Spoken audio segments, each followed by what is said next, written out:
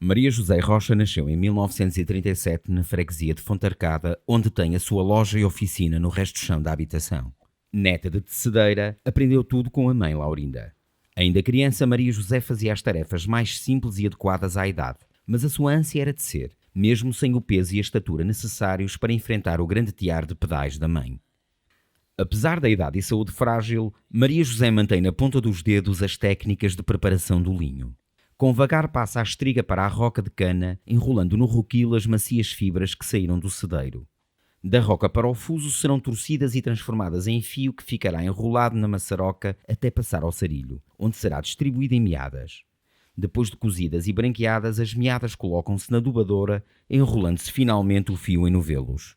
Destes sai para o caneleiro sendo enrolado nas canelas que preenchem o interior da lançadeira, veículo que fará o fio da trama atravessar horizontalmente a teia. Com 11 anos, Maria José foi servir para o Porto, regressando pouco depois à casa materna. Aos 14, já com peso e altura suficientes para o tiar, passou finalmente a poder tecer com a mãe. No entanto, o trabalho rotineiro da tecelagem de panelize não lhe agradava e cedo a entediou. Certo dia, porém, propôs à mãe terminar uma velha teia com um difícil aparanchado que há vários anos estava num dos tiares. Para espanto de Laurinda, Maria José venceu o desafio de forma expedita, terminando a peça em pouco tempo e com invulgar perfeição para a idade. Tecendo 10 a 12 horas por dia, a jovem revelava desde cedo um talento inato aliado ao imenso gosto que o trabalho no tiar sempre lhe deu. Aos 15 anos já tecia mais do que a mãe, com total liberdade para executar peças da mais variada tipologia. Revelava uma permanente veia criativa, persistindo desde jovem na invenção de novos pontos decorativos e texturas, sempre de difícil e desafiante execução, imaginados durante a noite e testados no tiar logo ao acordar.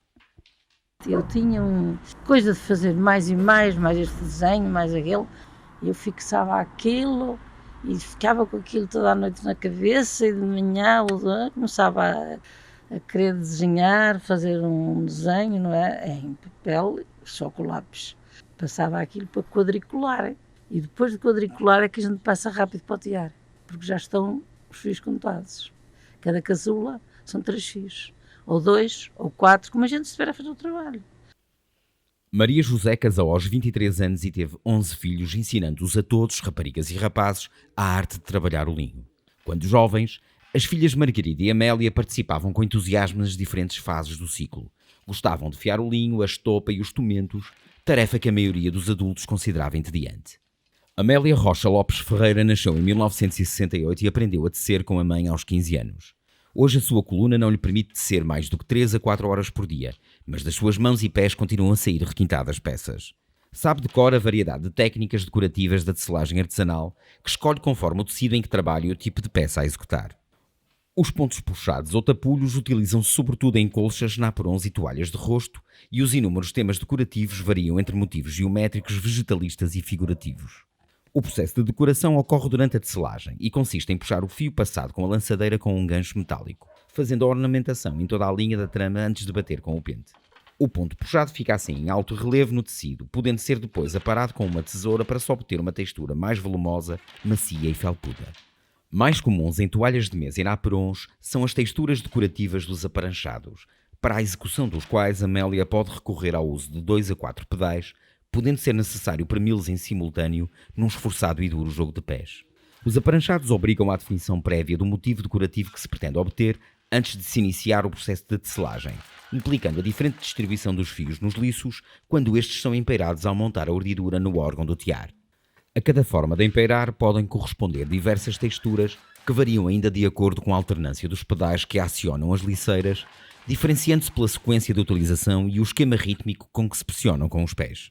Desta técnica resultam motivos decorativos abstratos e geométricos que as tecedeiras conhecem de memória, a maioria dos quais resultado de aprendizagem familiar e transmissão geracional. Particularmente expressiva no Val do Sousa é a técnica do bordado de bainha aberta que Margarida Rocha Lopes Ferreira gosta de utilizar na ornamentação das peças que saem dos tiares da família. Nascida em 1964, cedo aprendeu a tecer com a mãe, mas prefere os bordados à manipulação do tiar, tendo-se tornado exímia bordadeira complementando a oferta do ofício familiar. Margarida conhece de cor a vasta gama de pontos tradicionais, dos mais básicos aos mais complexos, resultando da sua perícia diferentes temas decorativos. Para esticar e dar firmeza ao tecido, utiliza um bastidor em madeira. Retirados com delicadeza os fios necessários para a abertura da área a adornar, vai aplicando os pontos de reforço decorrente ou torcido, cruzando a linha com a agulha para obter o padrão desejado. Estas 3 mulheres prosseguem juntas na vida e no ofício que as viu nascer. A mestre Maria José soube desde cedo dispensar parte do seu tempo na partilha do seu saber e na formação de novas tecedeiras.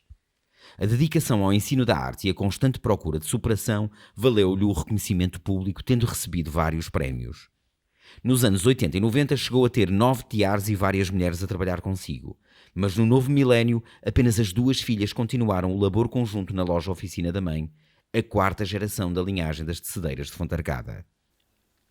Durante cerca de 70 anos, Maria José teve a sorte de poder dedicar-se ao tear, verdadeira paixão desde a infância, cabendo agora às filhas Margarida e Amélia seguirem o caminho com a mesma mestria e determinação.